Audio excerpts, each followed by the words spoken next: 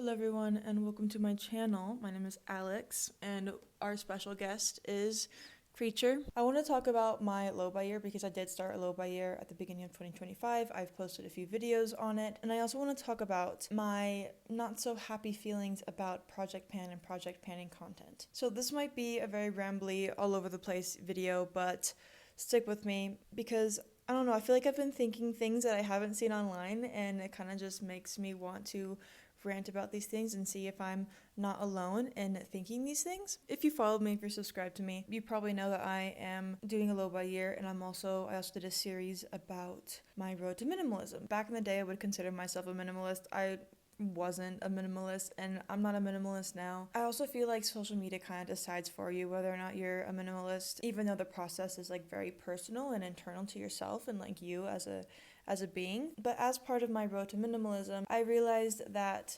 posting on social media and being on social media was not a part of that goal. So I stopped posting. I logged out of my Instagram accounts, I logged out of my TikTok account.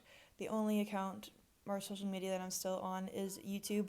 And even then, in this year, I've gone a week sober, 2 weeks sober, 3 weeks sober from YouTube, just on and off. And it's really unfortunate because I enjoy content creation. My current job right now is being a social media manager. That's the only reason I'm on social media right now, except YouTube. But I enjoy doing it. I've been posting YouTube videos since I was like 13, but slowly realizing that my personal morals no longer align with the idea of social media and what it's turning into.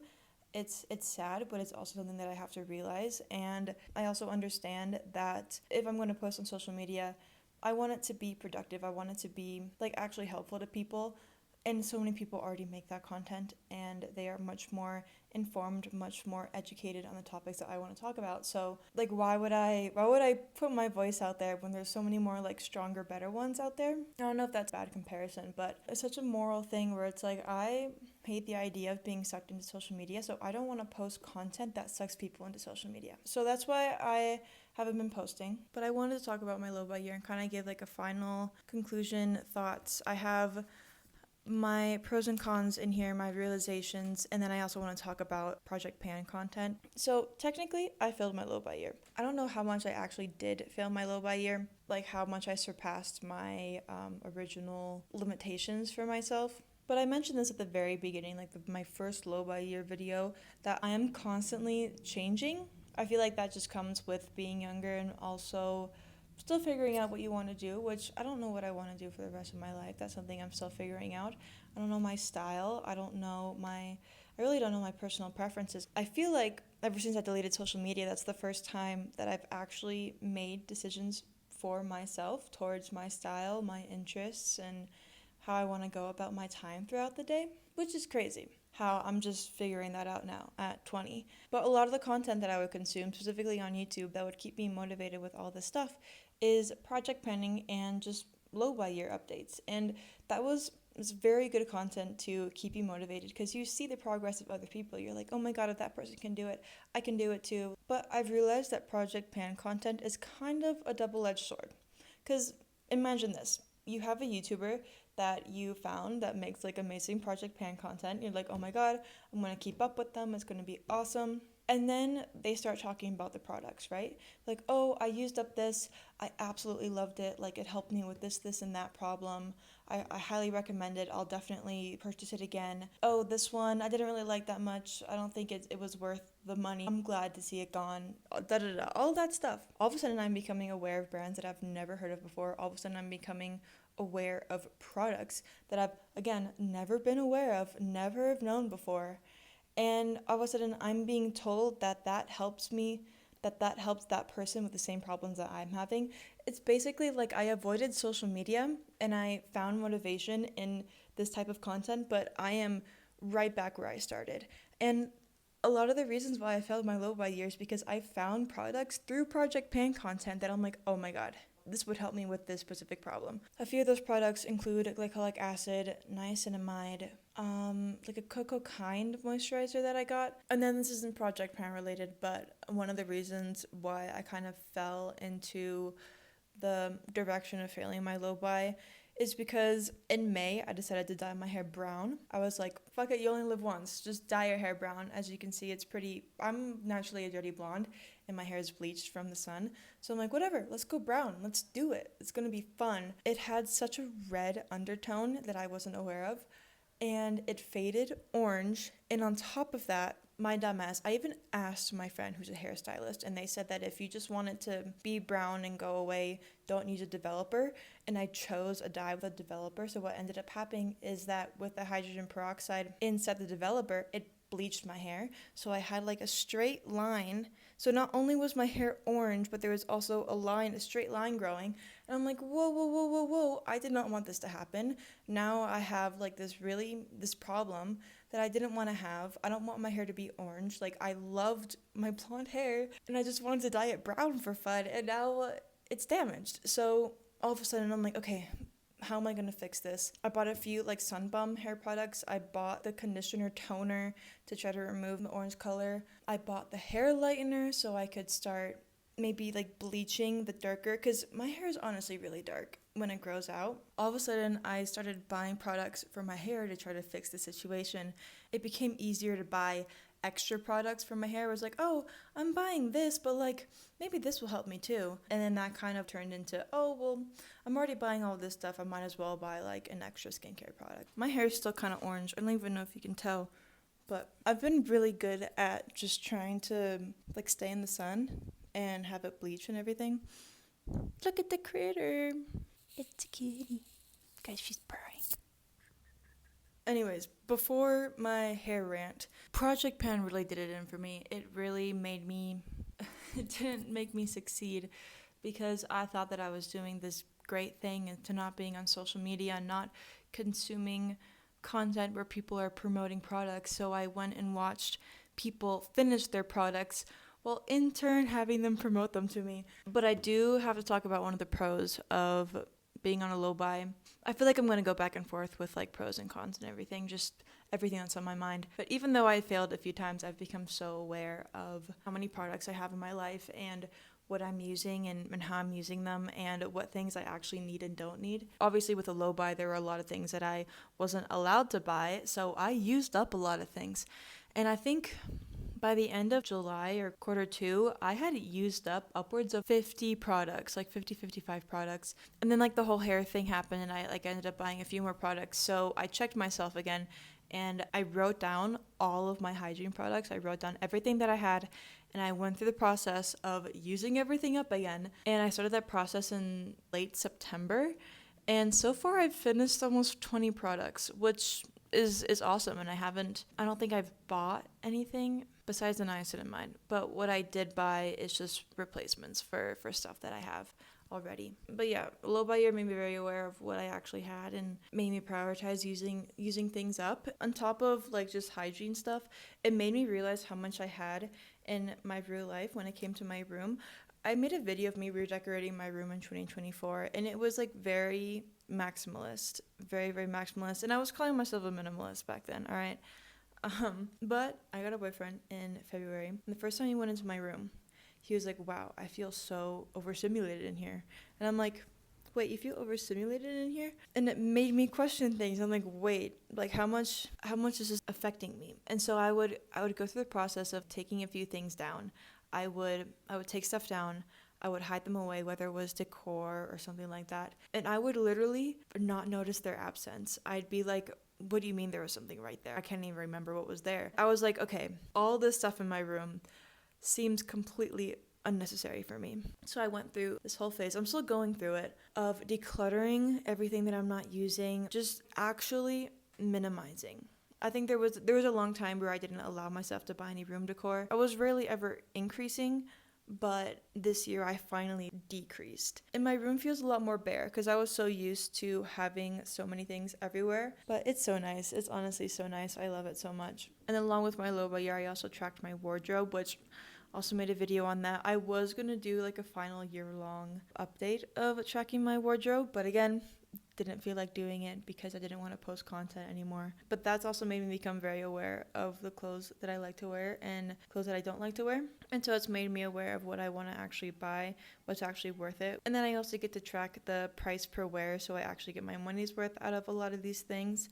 So far, I've managed to like successfully get a lot of my clothes to under 10 pesos per use, which is 50 cents, which is absolutely amazing. And I'm so happy. And I've also made the shift to more natural fibers like linen and cotton. And this made me realize like I don't even know how I was wearing polyester back then. Like it's so, I hate it so much now.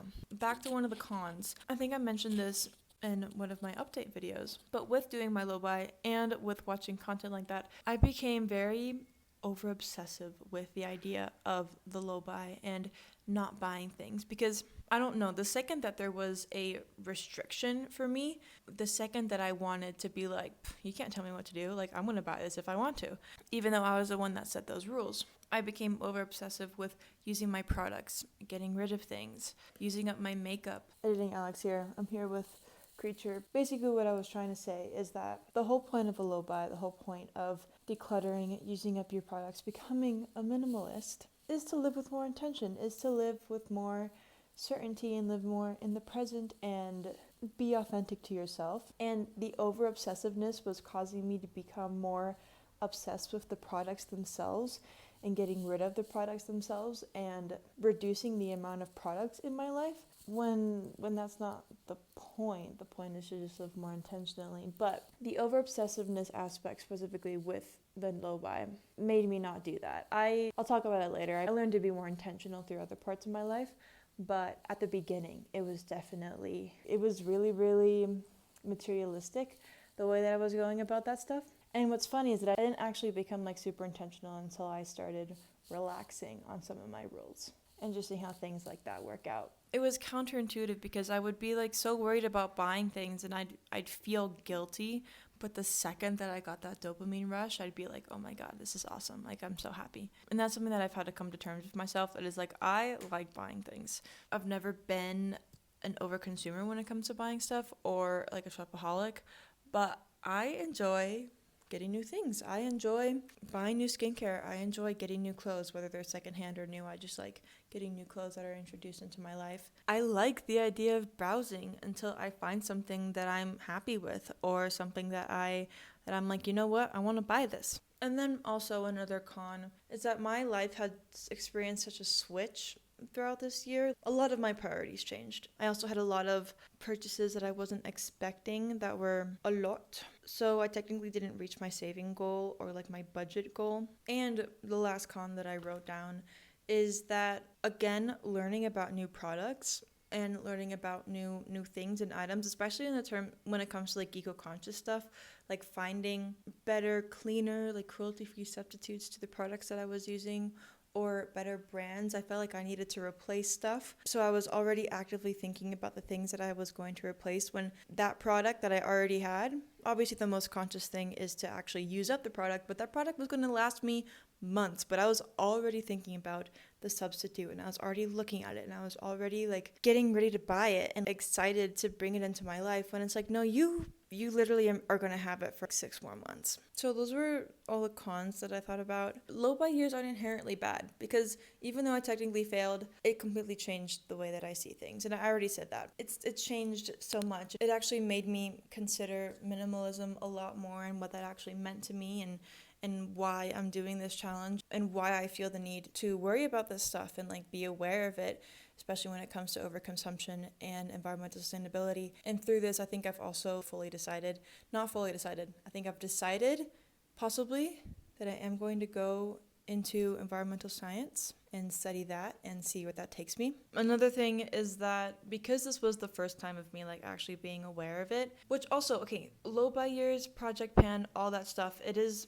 very much a social media term to a way of living that has been here for forever. The idea that you have to make it a challenge to use up your products is crazy, but that's just how we live in the world nowadays. To another one of my pros is that I am a work in progress. I'm still learning, and I know that like mistakes happen. We literally live in a capitalist consumerist society. Marketing exists for a reason, and that is to get you to use your money. So yes, marketing does work really well sometimes, but I also did find what I enjoyed using more. And I think the year of 2026 is going to be the process of me discovering products that align with my values, because at the beginning of 2025, a lot of my products weren't cruelty free, they weren't clean, they weren't environmentally conscious, and that was kind of because I never really, even though I was aware of that stuff, it was never like an active thought in my mind, because a lot of this like hygiene stuff, like makeup, was either gifted to me, shampoo, soap, and everything my parents just bought, right, for me, right? So it's like I never actually actively thought about that stuff, or my dermatologist just like prescribed them to me, you know? So finding new products that are cruelty free, that are environmentally conscious, is going to be one of my goals for next year for sure. Once I use up the products that I have right now. And I've already established my no-buy categories for 2026. It's going to be a little bit different than this year. But one thing is that I told myself that I wasn't allowed to buy any bathing suits in 2025. And I'm so excited to buy a bathing suit. I've made the executive decision that I am going to buy myself a bathing suit, and I have a month to think about it and figure it out. And I probably won't even buy it like right when January hits. I'll probably actually like put money off to the side to buy one, because bathing suits are expensive. And then who knows, I might not even buy it. That's what I'm talking about when it comes to how my low buy year did alter the way that I look at and view purchasing new items. And I introduced a lot of clothes in my wardrobe this year that were secondhand, which I'm super happy about. They were either secondhand or they were new but staple, good quality pieces that will last for a very long time. I also, with like the decrease of social media and all that stuff, I rediscovered hobbies and art. I used to be a very creative kid. I would always be painting, drawing, all these things, and I rediscovered that stuff. So much of my time was being taken up with social media and everything that I kind of lost that. So I've discovered the art of scrapbooking and junk journaling. It's really such an easy and cheap hobby to get into. All you gotta do is buy a notebook and buy some glue, because junk journaling is essentially just using what you already have. And then I've discovered watercoloring, and I bought a really small watercoloring kit that was, again, super cheap, but those watercolors are going to last me forever. Like, reintroducing that stuff into my life, I really want to spend as little money as possible, because again, if I end up not liking it, I don't want to spend so much money on it. But my little watercolor kit is going to last me for forever. My junk journal is probably going to last, I'd say, 3 to 4 years. And the only thing I'm going to have to be repurchasing is glue. I've also discovered vinyl, and I'm slowly starting to create a collection, a mix of things that I'm into right now, as well as music that I grew up with, and I'm going to find that stuff like slowly but surely, but starting to become more analog, switching from scrolling to scrapbooking, and then listening to music through my phone, now listening to music via vinyl. I feel like I've become a lot more present with everything that I'm doing, and it's overall made me pretty happy. I go through waves for sure. Like recently, in the past like 2 weeks, I've had such the biggest urge to buy stuff. Oh my god, especially with the Black Friday deals and everything. There's products that I want but I haven't bought yet because I need to use up what I already have, and I see them on sale and I'm like, oh my god, I want it, but I can't. I have to wait. I think that's it. I think that my rant is over. I appreciate you listening to me. Let me know if you had any shared experiences, if you kind of feel a little bit similar about the way that I feel towards types of content when it comes to this stuff, or overall realizations that you've also had if you also did a low buy year. I think that this year was the year that actually I've made a drastic shift in the way that I go about my consumerist life, and I've brought a little bit more intention back into that stuff. I'm not all the way there for sure. Okay, that's it. Thank you so much for watching, everyone, and I'll catch you guys later. Or who knows if I'll catch you guys later. I'll see you when I see you. Bye-bye.